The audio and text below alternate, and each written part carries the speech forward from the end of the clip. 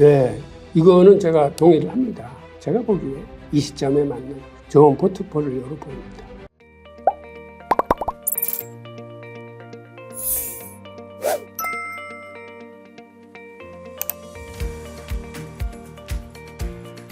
안녕하세요, 홍익입니다.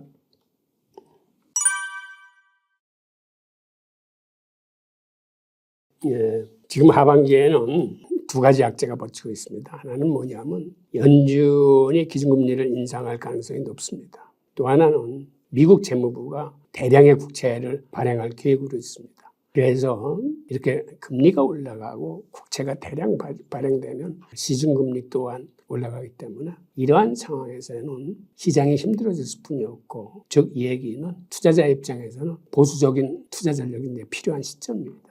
이런 의미에서 이제 내가 추천할 수 있는 투자 전략은 정보화의 아버지이자 투자에 귀재했던 클로드 세논이라는 분이 제시한 균형보건 포트폴리오입니다. 즉 균형보건 포트폴리오는 투자 비중 50%, 현금 비중 50%를 이제 고수하라는 그런 전략인데, 우선 클로드 세논에 대해서 잠깐 알아보겠습니다. 천재 수학자 클로드 세논은 1938년 MIT 석사 논문에서 스위치 회로 구현 방법을 발표함으로써 반도체 회로를 수학적 이론을 바탕으로 설계하는 걸 가능하게 만든 사람입니다. 즉, 이 연구로 인해서 현대 반도체 회로 설계 기술이 이제 출발하게 된 거죠. 그리고 그는 0과 1로 구성되는 비트 이론을 만들어내서 비트 이론이란 용어를 처음으로 사용한 사람입니까 합니다. 그런데 이 세논은 이렇게 수학과 과학에서도 천재에서 뿐만 아니라 투자에서도 천재적인 기능을 발휘했는데, 자신의 정보 이론을 투자에도 적용해서 워렌 버핏을 능가하는 그런 투자 수익률을 달성한 사람입니다. 이러한 세논이 일반 투자자들을 위해서 만들어낸 포트폴리오가 바로 그 균형보건 포트폴리오입니다.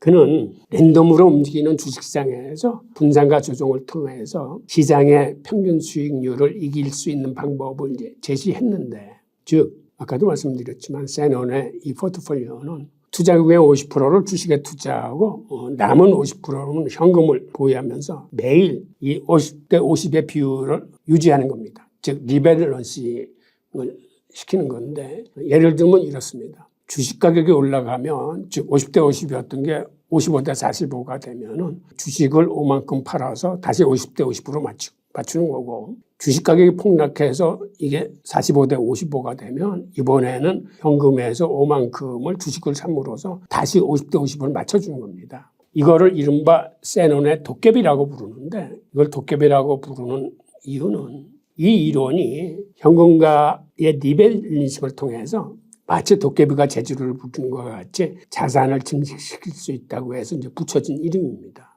즉 지금 이 그래프에서 보면 이 50대 50으로 계속 맞춰나가기만 했을 뿐인데, 만약에 현금이 없이 100%를 주식을 사놨다 그러면 주식이 오르고 내리고를 반복해서 밴드에 갇혀서 제자리 걸음을 했다 그러면 이럴 경우에는 전혀 수익이 늘어나지 않은데, 이렇게 현금과 주식을 50대 50으로 갖고 있으면 단지 이 비중을 맞췄을 뿐인데도 지금 옆에 보이는 그래프처럼 이런 경우에는 계속 수익이 창출되면서 그래프가 우상향을 하게 됩니다. 여기에는 뭐 사실 여러 수학적 기능과 어떤 물리적인 현상이 내포되어 있다는데, 제가 그거를 과학적으로 설명해 드릴 능력은 없고, 하여튼 이러한 방법이 지금과 같은 이러한 상승장이면서도 위험 요소가 같이 있는 이런 리스크가 있는 장에서는 현재 상승장에서도 소화되지 않고, 그렇다고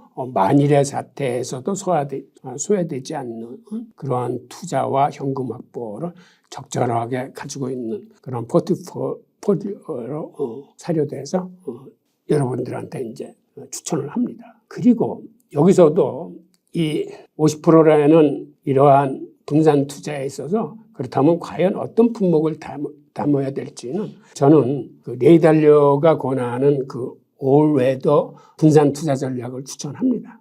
즉 이 그래프에서 보듯이 예를 들어서 물가가 하락하면서 경기가 하락했을 때, 혹은 물가가 상승하면서 경기가 하락할 때 어떤 품목이 적정한지 이거를 참고하셔가지고 즉 세논의 도깨비 전략하고 올레도 전략을 혼합해서 쓰시면 나름대로 좋은 결과가 있지 않을까 그런 생각을 합니다.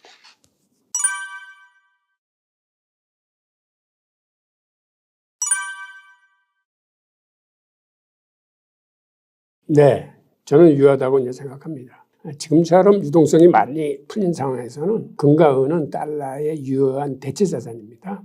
세계 중앙은행들이 이자 한 푼 안 붙는 금 매수에 열을 올리고 있는 이유이기도 합니다. 그리고 지난 4월에 브릭스 기축통화에 대한 개발 계획이 발표됐는데 거기에도 금과 관련된 내용이 있습니다. 그리고 이 새로운 브릭스 기축통화 개발 계획 문제는 5월 8월 20일 남아공에서 열리는 브릭스 정상회의에서 본격 논의될 예정입니다. 그래서 이 브릭스 기축통화의 그 최종 개발 계획인 금과 히토리를 기반으로 하는 스테이블 코인이 본격적인 화두로 떠오르면 아마 금 가격은 많이 상승할 것으로 보입니다.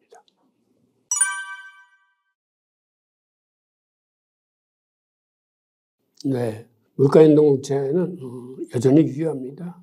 왜 그러냐면 근원 인플레이션이 잡히지 않는 한 그리고 기대 인플레이션이 가라앉지 않는 한 당분간 고금리 기조는 지속될 뿐이 없고 그리고 앞으로도 연준이 2번 이상의 금리 인상을 예고한 상태이기 때문에 지금 상황에서 물가연동국채는 포트폴리오에 담겨져 있어야 된다고 생각합니다.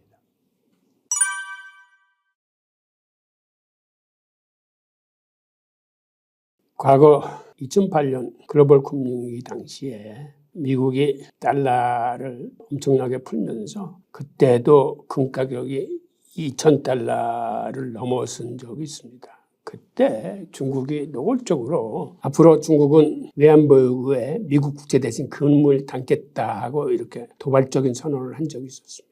그런데 이렇게 금 가격이 지나치게 상승하는 건 달러의 불신을 의미합니다. 그러니까 그런 상황에서 미국이 그냥 두고 볼 수는 없어서 금 가격을 인위적으로 억누르면서 당시 금을 매집하기 시작했던 헤지펀드들이 큰 손해를 본 적이 있습니다. 즉 그 얘기는 금이나 은이 생각하는 것 이상으로 치솟기 시작하면 미국 정부가 언제라도 선물 시장에 개입해서 이제 가격을 억누를 수 있다는 얘기인데 이번 코로나 초기 때도 이런 현상이 어김없이 나타났습니다. 당시 미국이 거의 4조 5천억 달러라는 막대한 유동성을 공급했을 적에 금 가격이 또 치솟아 오르기 시작했습니다. 그때도 미국 정부는 금과 은 선물 시장에 개입을 해서 이 개시 증거금하고 유지 증거금을 8차례 올리고 또 이때마다 레버리지 축소를 다행했습니다.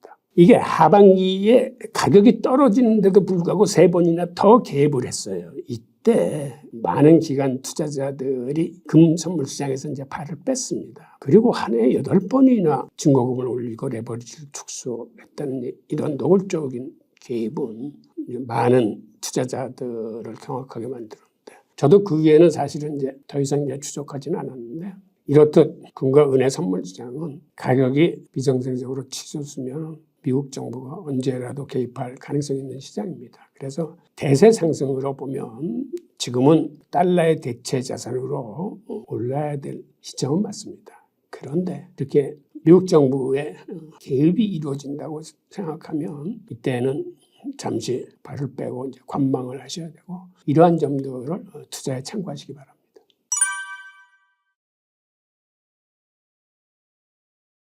제가 이걸 보니까 전체적으로 이건 좋은 전략입니다. 이게 아마 올해도 전략 중에 전형적인 이제 물가 상승 경기 하락 시 이제 포트폴리오인데 그런데 다만 제 생각에는 이걸 조금 손을 봤으면 좋겠는데 뭐냐하면 아직 금리 상승기에 있습니다. 때문에 금리 인상을 하게 되면 타격을 받을 수 있는 미국 장기채하고 회사채 비중은 지금 제시한 것보다 좀 줄이고 오히려 지금 금리 인하를 하고 있는 나라의 주식 채권들 즉 중국의 채권 같은 경우는 중국이 지금 계속적으로 금리 인하를 하기 때문에 금리 인하를 한다는 거는 그 나라 장기 채권 가격이 계속 올라간다는 걸 의미하거든요. 그러니까 굳이 미국의 장기채를 구입할 게 아니라 이런 경우에는 금리 인하가 확실시되는 중국의 장기채가 오히려 이거를 좀 대체해야 되지 않나라는 그런 생각을 합니다.